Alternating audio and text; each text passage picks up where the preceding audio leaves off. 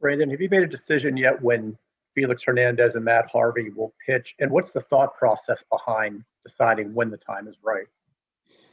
Felix threw a 2-inning sim game yesterday on a backfield, and we're going to schedule him looking at Saturday that he'll start against Detroit.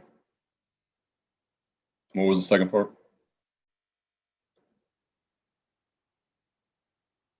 Matt Harvey, and what's the thought process behind when you determine when it's right for those guys to make their debuts?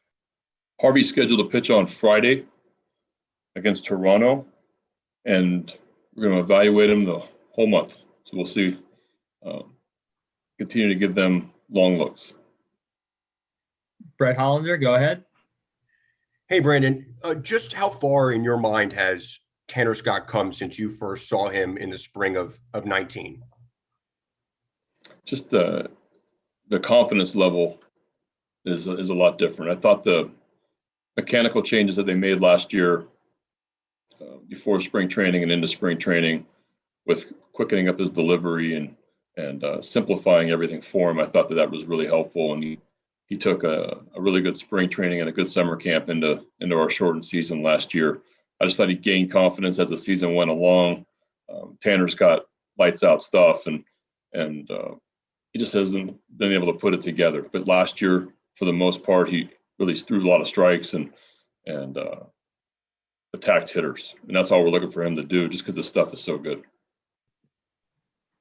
Rich Dubroff, go ahead. Brandon, speaking of the bullpen, one guy who we haven't talked about yet this spring is Dillon Tate. What's your evaluation of Dillon so far this spring? Well, he hasn't been in a game yet. You should see him in there tomorrow. So just seeing a live BP and a side, so nothing really. He looks like the same guy, and I know he had a really good offseason. He's done a lot of work, just a lot of maintenance work, and healed that pinky up that he ended the year with. And so far he's throwing the ball great, but his first game action should be tomorrow. John Mioli, you're up. Brandon, is there a reason why Chris isn't in there today? I know you said guys are going every other day. He's got a lower back strain, so he's day to day right now. Did that arise in the game on Sunday? I think he felt the tug on him a little bit on the swing on the fly ball to right. Joe Trezza, go ahead. Brandon, how are you guys looking at Cesar Valdez this spring in terms of role? Anything if you stretch him out? We're stretching him out all spring because we feel like he can do so many things. I can always shorten him up, but I don't want to stretch him out late. So I think that, yeah, he can fill a variety of roles for us. You saw him do that for us last year a little bit, and he can do even more. He starts in winter ball. He's been a starter in his career.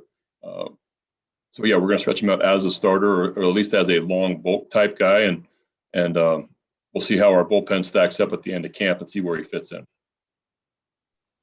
Jeff Arnold, go ahead. Hey, Brandon, kind of similar to what Brett asked about Tanner Scott. What have you seen from Paul Fry in terms of what the difference was between him in 19 and then the year he had last year? Yeah, I think with both those guys, their confidence and their mound presence and everything about being a major league player and have a little bit more experience, having some more positive outings. I thought they built off those. So both guys had really good summers, and really established themselves as really good left-handers out of the pen that can get left and right-handed hitters out. But yeah, I just think with both of them, it was they got knocked around a little bit maybe early in their career and gained confidence as the year went along and threw the ball very well last summer. Steve Molesky, go ahead. Brandon, when John Means had those last 4 starts really good last year, the websites that can give us individual game-by-game velocity show he was throwing a little less velocity then. Are some pitchers get more movement or command? I mean, did they find like an optimal velocity? Did some of that happen with John? I think in John's case, he was just overthrowing early.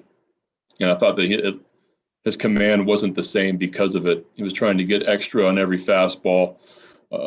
Because of that, the changeup, he didn't have a great feel for his changeup in the beginning of the year. As he started to slow things down for himself a little bit and start commanding the fastball a little bit, the changeup came back also. So I think that's key for John, is just staying within himself. He's got 95, 96 when he wants it, but it doesn't need to be every pitch. John's got to work both sides of the plate with his fastball and not overthrow. And that's what, for me, it was just a command issue. And by just trying to overcook everything the first 4 or 5 starts, and then he kind of went back to who he was the last handful of starts. John Mioli, go ahead. Brandon, with Ramon Arias, he didn't really have, a normal spring last year coming over, when he did, and then wasn't really around during the summer. What are your impressions on him, and what will it take for him to put himself into the conversation as, utility guy? Yeah, I think I'm going to play him all over the both sides on the left side and then second base also. I'm going to play him all 3 spots a lot this spring. And we haven't taken a long look at him. We didn't see him much at the end of the year last year. I thought he did a fine job filling in at the end at shortstop. But it's a guy that can play multiple positions. I think he handles the bat well. I like the way he uses the opposite field and can do some things offensively. So we're going to I'm going to give him a lot of at bats this spring training and try to get him to feel comfortable and play with some confidence. And I just want to see him play more. I didn't see him a whole lot last year. Joe Trezza, go ahead. Brandon, was Austin Hayes okay after getting hit by the pitch yesterday? He came out shortly after, but wasn't sure if that was just the plan. Who was that? I'm sorry. Austin Hayes got hit by a pitch yesterday. Yeah. Was he going to come out anyway, or is he okay? That was his 3rd at bat. He was coming out. He's fine. And we've got one more follow-up question from Steve Molesky. Steve, go ahead. Brandon, last year at the Bowie site, how did Yusniel Diaz improve? What was the focus? He wasn't playing in games anybody could see, but was he getting better, and in what ways? Yeah, they were impressed with his progress last year. I just think D needs at bats. He's got big time tools. He's got power to all fields. Now it's just being a little bit more of a complete hitter, a little bit more consistent, being able to work counts, be able to strike zone judgment. They worked on that.